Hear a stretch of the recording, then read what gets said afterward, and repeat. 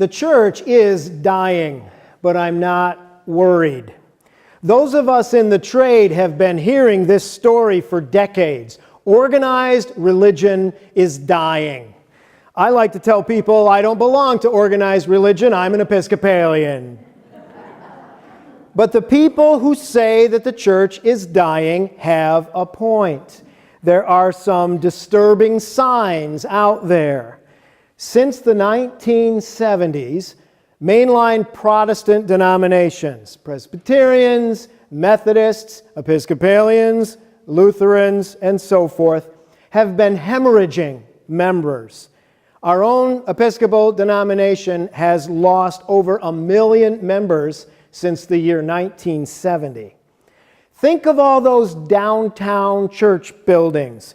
There are big churches in every urban downtown area built 100 or more years ago. These huge buildings are almost empty now on Sunday mornings. Our own cathedral in Syracuse seats 500 people.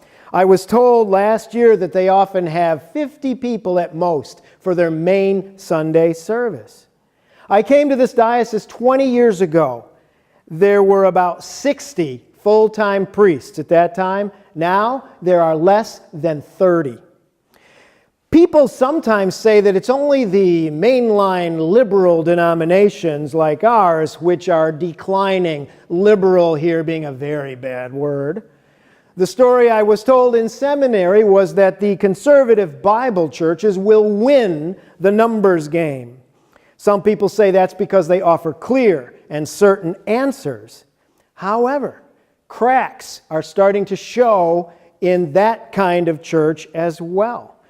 Yes, there are some mega churches with big numbers, but it turns out that mostly their growth does not come from unchurched people, but from people leaving their previous churches for the entertaining video technology and music of the mega churches. There's a book called The Death of the Evangelical Nation, which analyzes conservative churches that used to be growing like crazy, but now, by their own numbers, are in some decline. There are shelves of books analyzing this whole phenomenon of how it looks like the church is dying, and all kinds of reasons are suggested, including the biggest one, the growth of the nones, N-O-N-E-S. That's people who answer surveys about what your religion is by saying none. This is the crowd that usually says, I'm spiritual but not religious. You've probably heard such things. Well, I'm not going into all the reasons for that today, but I will say it again. The church is dying, and I'm not worried. Today's reading from John's Gospel is often used at funerals. We hear words of hope and comfort from Christ. Don't let your hearts be troubled, he says. Don't be afraid. In my Father's house are many rooms. I go to prepare a place for you. That's a favorite passage of mine. Listen to it in terms of the death of the church. Don't let your hearts be troubled. Don't be afraid. In my Father's house are many rooms. I prepare a place for you. Death and resurrection have happened before. Over the past 2,000 years, the church has died and then has risen again. Why? Because the Christ of the church has died and has risen again. The God of Christianity knows the way out of the grave.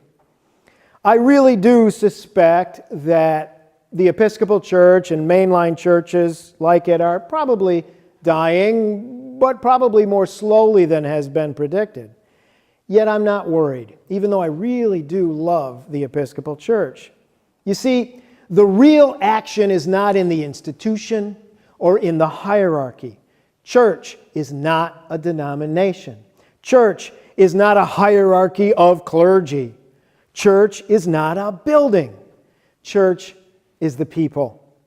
The basic definition of church was given to us by Jesus himself, including the vital statistics for attendance. He said, "Wherever 2 or 3 are gathered together in my name, there am I in the midst of them. So Jesus gives the minimum quorum as 2 or 3 plus him. Church buildings are nice, but they're not necessary. Now, I love our church building. I love that it's small and therefore relatively easy and somewhat inexpensive to care for. I love that our own people have made it more beautiful using their crafts of glass and textiles and wood. I love that this is the house for our community. And it seems to me that a compact church building like this one is the best church building of the future. But the real church is you, and you, and you, and you, and you, and you, and you, and you, and you, and you, and you, gathered together. Maybe the church as we know it is dying, but the community of Christ will rise again and again. When I think about that, I think about Jesus saying, don't let your hearts be troubled. Don't be afraid. There will always be communities of friends with Jesus present, gathered, as if in the dark around campfires, telling stories and sharing food. Now, I think that our own St. Mark's Church and churches with our kind of style and vitality are going to be around for a long, long time. The institutional church is dying, but I'm not worried. Our friend is always with us. Christ has died. Christ is risen. Christ will come again. He knows the way past death itself. And so we can let go of worry and fear, and we can live in hope. Amen.